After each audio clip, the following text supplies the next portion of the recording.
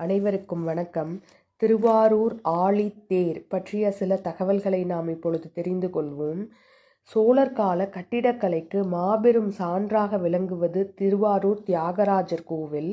ஆன்மீகத்தின் இதயம் திருவாரூர் தியாகராஜர் கோவில். இந்த ஸ்தலம் சைவ சமயத்தில் மிக உயர்ந்த ஸ்தலமாகும். பஞ்சசபையில் ஒன்றாகவும் இந்த ஸ்தலம் விளங்குகிறது. திருவாரூர் ஆழித்தேர். ஆழி என்றால் பரந்து விரிந்திருப்பது என்று பொருள். ஆழி என்றால் கடல். கடல் பரந்து விரிந்திருப்பது போல் லட்சக்கணக்கான பக்தர்கள் ஒன்றாக கூடி தேரை வடம் பிடித்து இழுப்பதனால் திருவாரூர் தேரை ஆழி தேரோட்டம் என்கிறார்கள். தேரோட்டம் என்றால் என்ன? கடவுளை நாம் கோயிலுக்கு சென்று வணங்குவது மரபு. ஆனால் இறைவனே நம்மை பார்க்க வீதி உலா வந்தால் அதுதான் தேரோட்டம். தேரினை கோவிலின் மறு வடிவம் அல்லது நகரும் கோவில் என்றும் கூறுவர். ஒரு தேரை கோவிலின் கருவறை, உவபீடம், விமானம், அவிட்டானம் பாதம் என்று அனைத்தும் கொண்டு வடிவமைத்திருப்பார்கள். தேர் 9 வகைகளில் அமைக்கப்படும். சதுரம், கோணம், முட்டை வடிவம், முக்கோணம் என்று 9 வகைகளில் அமைக்கப்படும். அழகிய வண்ணம் தீட்டிய சிற்பங்கள் அமைக்கப்பட்டு அழகிய தோரணங்களுடன் தேரானது உற்சவருடன் வீதி உலா வரும். தேருக்கெல்லாம் தேராக இருப்பதுதான் திருவாரூர் தியாகராஜ ஆழித்தேராகும். ஆசியாவிலேயே மிகப்பெரிய தேர் திருவாரூர் ஆழித்தேர்.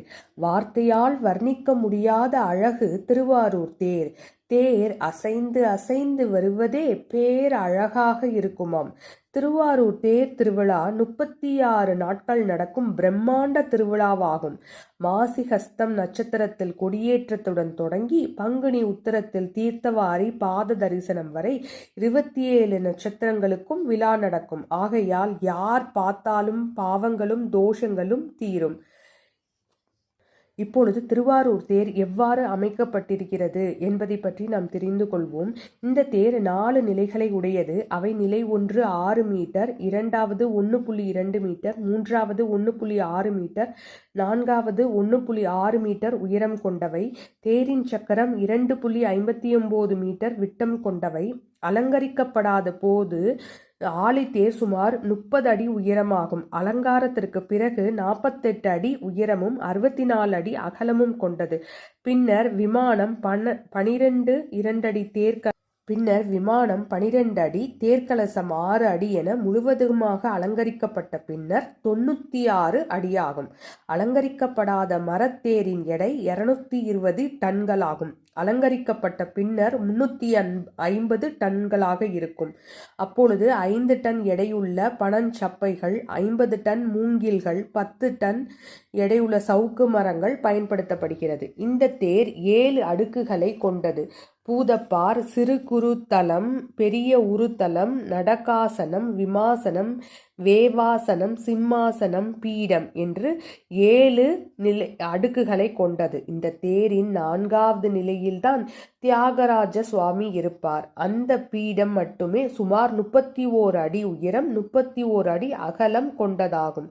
தேரை அலங்கரிக்க மூங்கில் கம்புகளும் 3000 மீட்டர் அளவுக்கு தேர் சீலைகளும் பயன்படுத்தப்படுகின்றன. 500 கிலோ எடையுடைய துணிகள், 1.5 டன் எடையுடைய கயிறுகள், 5 டன் பனைமர கட்டைகளும் பயன்படுத்தப்படுகிறது. தேரின் மேற்புறத்தில் 1 மீட்டர் உயரத்திலான கலசம் பொருத்தப்பட்டிருக்கிறது. தேரோட்டியாக பிரம்மாவும் 4 வேதங்களை முன்னிறுத்தும் வகையில் 23 அடி நீளம், 12 அடி உயரம் கொண்ட மிக பிரம்மாண்டமான பெரிய குதிரைகளும், பின்னர் மீன், வில், அம்பு, கேடயம், துவாரபாலகர் என்று ஏராளமான பொம்மைகளும் பொருத்தப்பட்டிருக்கும். இந்த தேர் 4 வட கயிறுடன் இணைக்கப்பட்டிருக்கும். ஒவ்வொரு வடங்களும் 425 அடி நீளம் கொண்டவை. கயிற்றின் சுற்றளவு 21 அங்குலமாகும். இதன் முகப்பு பகுதியில் 4 வேதங்களை குறிக்கும் வகையில் 4 குதிரைகள் அமைக்கப்பட்டிருக்கின்றன. ரிக், யஜூர், சாம, அதர்வன என்று 4 வேதங்களை குறிக்கும் வகையில் 4 குதிரைகள் அமைக்கப்பட்டிருக்கும். அவற்றின் நடுவில் யாளி ஒன்று இருக்கும். தேர் சக்கரங்களில் ஹைட்ராலிக் பிரேக் பொருத்தப்பட்டிருக்கும். தேரை திருப்புவதற்கும் தேரை நிறுத்துவதற்கும் 600 முட்டுக்கட்டைகள் பயன்படுத்தப்படுகிறது. 4 மாட வீதியில் தேர் உலாவாக வரும். ஆரூரா தியாகராஜா என்ற கோஷ முழக்கத்துடன் தியாகராஜர் ராஜாவைப் போல் ஆழித்தேரில் பவனி வருவார்.